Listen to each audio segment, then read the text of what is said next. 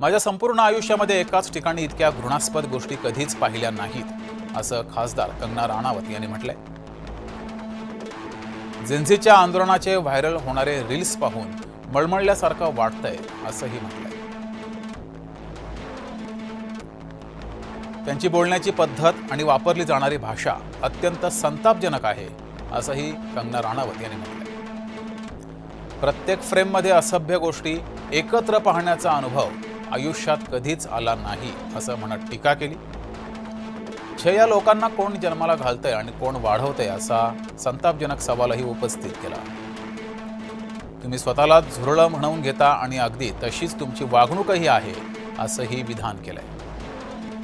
तुम्ही या जगाला तुमची घाण, कचरा आणि कुरूपतेचं शिकार बनवत आहात, अशीही टीका केली. या रील्सचा माझ्या मनावर खोलवर परिणाम झाला आहे, असं खासदार कंगना राणावत यांनी म्हटलंय.